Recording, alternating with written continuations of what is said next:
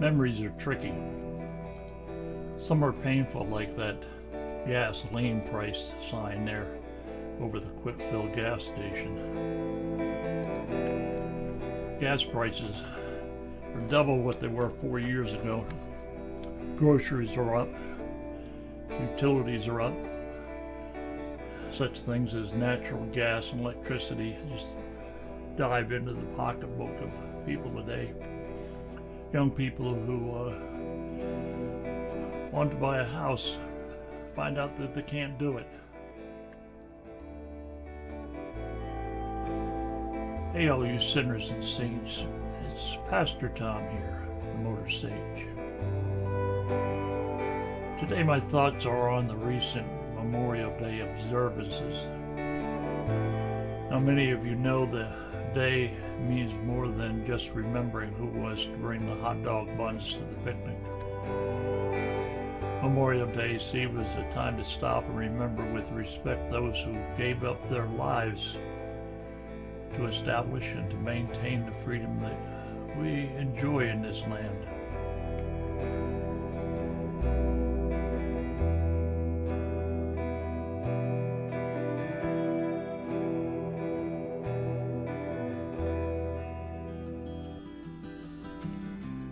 For me, it was a time to remember someone who died to give us this freedom that we enjoy. Someone far removed from being remembered. You see, like the difference between an old Army Jeep and a newer Jeep, these old memories we dig up are somehow painful. They can be painfully pleasant, however. Memorial Day is made especially for painfully remember those who did not return from the din and the drums of war. It's much more painful than Veterans Day when we celebrate those who came home from the war. The difference between the two holidays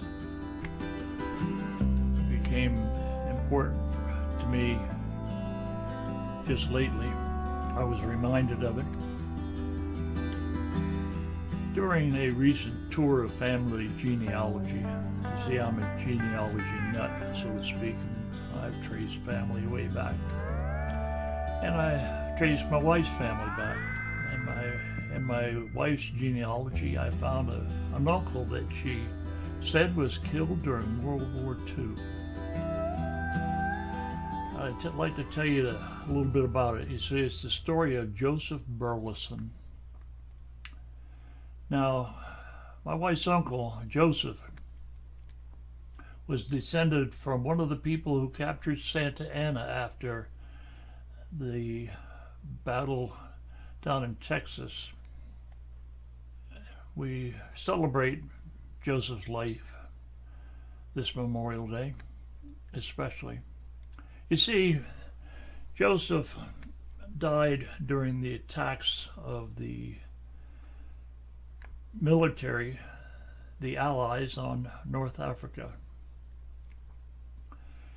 He is buried in a foreign land. He's buried in North Africa, in Tunisia.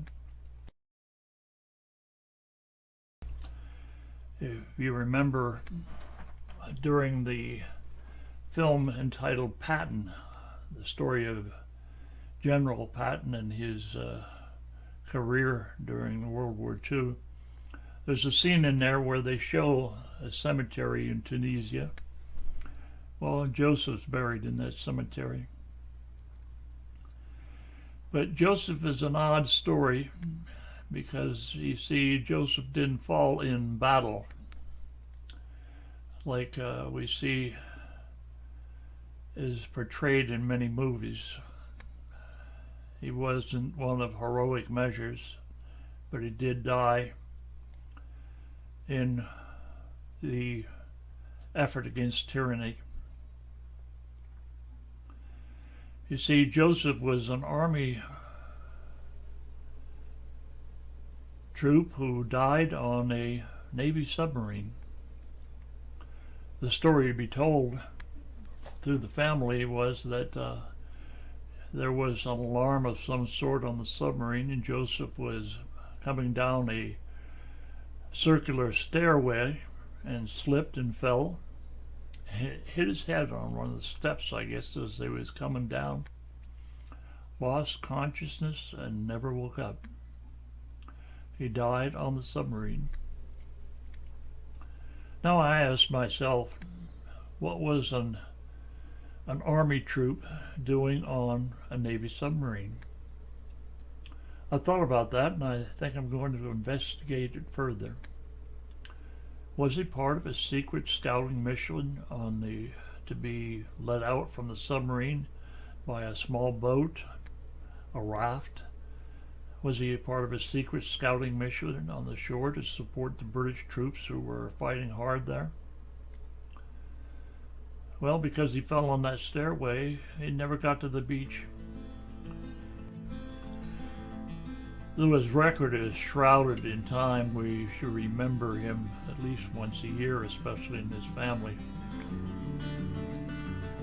Like Jesus, he died striving so that others might live and live in freedom.